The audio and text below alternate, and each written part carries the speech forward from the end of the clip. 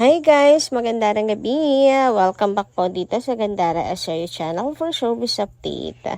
Ang tatalakayin nga natin ngayon at pag-uusapan mga kakimpaw ay pumapatungkol nga po dito sa isa pong chika tungkol kina Kim and Paolo Avellino. And ang hinala nga po nila na bumili ng bagong property si Kim at Paolo. So, pag-usapan nga natin yan at alamin. Pero bago po tayo magsimula, sa mga hindi pa po nakaka-subscribe sa ating channel, pakiclick lang po tayo ng ating subscribe button at notification bell na nandiyan sa baba para mag-updated po kayo at ma-notify tuwing may bago tayong chika at balita hinggil sa Kimpaw. Maraming salamat! And ngayon naman dumako po tayo sa pagbabasa ng komento mula sa atin pong mga subscribers bilang pasasalamat sa walang sawang pagsupport at pagtutok sa atin pong mga balita araw-araw. So, ang comment na napili natin ngayon ay nagmula po dito kay Miss Lolita Maestrado. Shoutout po sa inyo. Sabi po niya rito, kung totoo ma'am, mag-iyat, bakit papapayag si Kim magpartner kay Paolo tapos masaktan lang si Kim? Ganun na ba si Paolo? Kamanhid? Hindi marunong makiramdam sa feelings ng iba? Lalo na kay Kim? Kung totoo man to, mamagiyat, dapat malaman to sa buong Kimpaulandia for the sake of Kim's feelings. Akala ba natin na malungkot si Kim dahil kay Ate Lakam? May maipakita ka bang ebidensya, mamagiyat, na totoo yung mga sinasabi mo? So, ayan mga kakimpaw. And I think tungkol to sa comment ni Miss Day, kung saan nabanggit nga niya doon yung pag-follow ni Paolo Avellino sa isa pong porn content creator, mga kakimpaw, sa X. Ang ano po kasi nung content, mga kakipi ang laswa, kakadiri, mga kakimpaw. Tapos, yung nag-post nga noon, sinasabihan po si Paolo Avellino ng manyak nga, ng kung ano-ano, babaero, mga hindi magagandang salita, mga kakimpaw. Kasi bakit nga naka-follow si Paolo Avellino sa ganong klaseng content creator, mga kakimpaw? Nanonood ba siya ng ganong content? Nasa na daw ang respeto niya kay Chinita Princess? Kasi yung mga ganyan ay may tuturing na rin nga daw kung pag-cheat mga kakimpaw. Well, naipakita na po natin yung ipinost na nakafollow daw si Paolo. Nakalagay nga ang pangalan doon ni Paolo, yung mismong account ni Paolo Avellino. Pero, based din doon sa nag-post, dinilit na raw ni Pao. Naka-unfollow na daw si Paolo Avellino. Kasi nung dinouble check nga natin yung account, hindi ko naman makita. Ang dami rin kasi naka-follow doon. Hirap hanapin, pero syempre pinagtiyagaan natin. Wala pong Paolo Avellino doon, follow. So, ang hirap po, mga kakimpaw, paniwalaan. Kasi pwede naman pong i-edit lang yon. Kunwari, naka-follow si Pao doon. Kaya hindi ko hinuhusgahan agad si Paolo Avellino, based lang doon Kasi nga, ang bilis na pong ngayon, mang-uto, mga kakimpaw, gamit ang teknolohiya.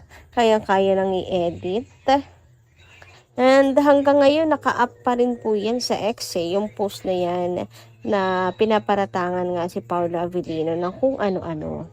About naman kay Kim Chu, mga kakimpaw, hindi naman po talaga nagpapakita si Kim ng kanyang kalungkutan kapag siya'y malungkot, lalo na kung tungkol sa kanilang dalawa ni Ate Lakam. Hindi nga natin nabatid na si Kim pala ay pupunta na at maggagawa na po ng aksyon, mga kakimpaw laban kay Ate Lakam. Kasi nga, napaka-happy pa ni Kim the night before. Tapos, kinaumagahan. Diba, night before may party, tapos kinabukasan, showtime, tapos biglang pag-uwi, boom, ayun na, nagkasa na, mga kakimpaw. So, hindi talaga natin kahit makikita, mga kakimpaw, really ang kalungkutan ni Kim kasi magaling pong magtago si Chinita Princess. So, tungkol sa mga bagay na yan na iniiyak ni Kim at kinalulungkot, kinikim-kim na lang po niya yon.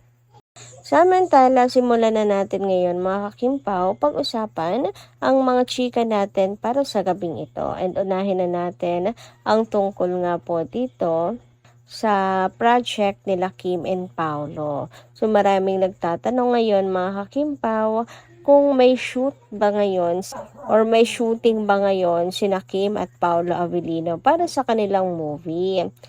Grabe, namimiss agad ang Kimpaw. Ayan po natin sila mga kakibi, ano man ang kanilang ginagawa ngayon. Huwag na po natin pakahalungkatin ano man ang ginagawa po paragi nila Kim and Paolo. Kung tahimik man po sila mga kakimpaw, sigurado naman po na magkasama silang dalawa.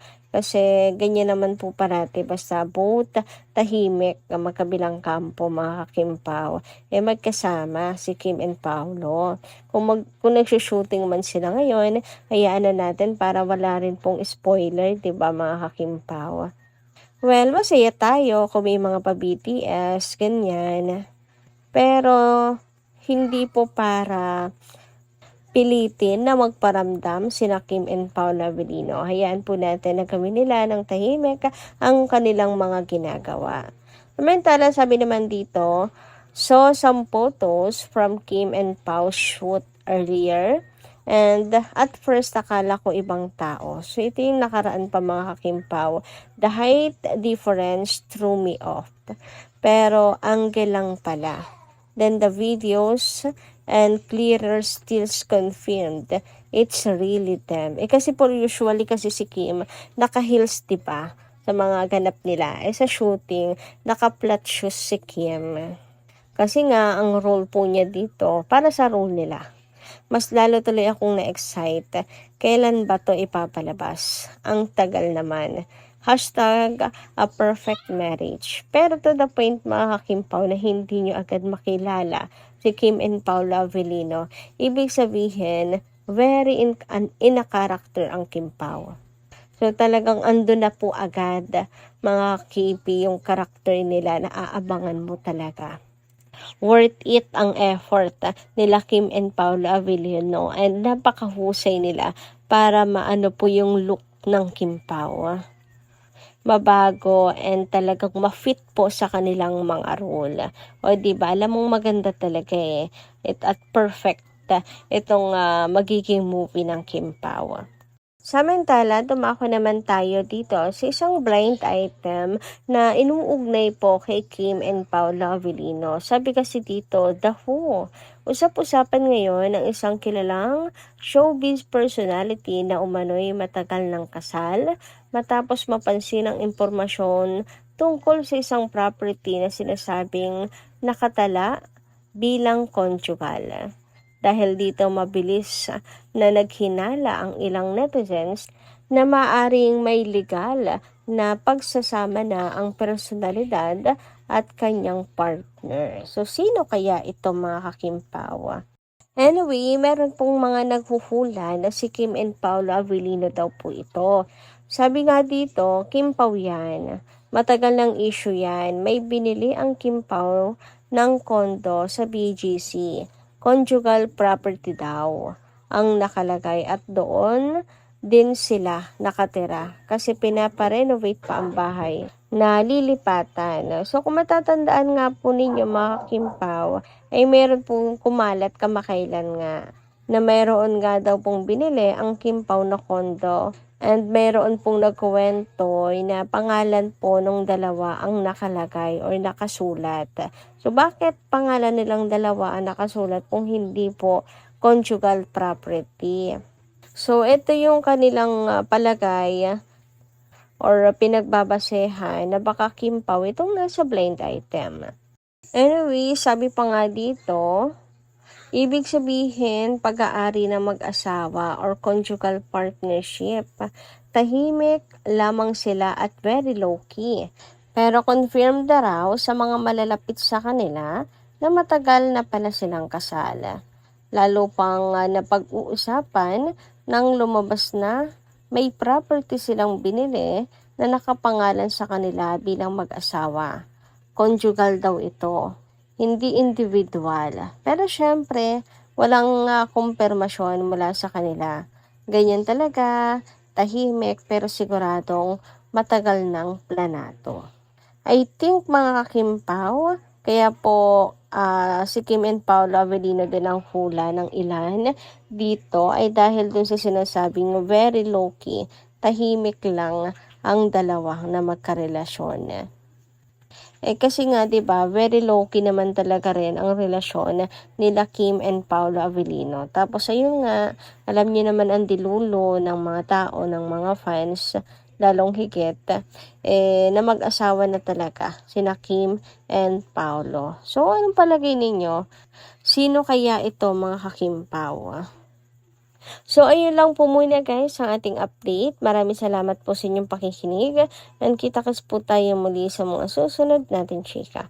Maraming salamat at ingat po kayo palagi.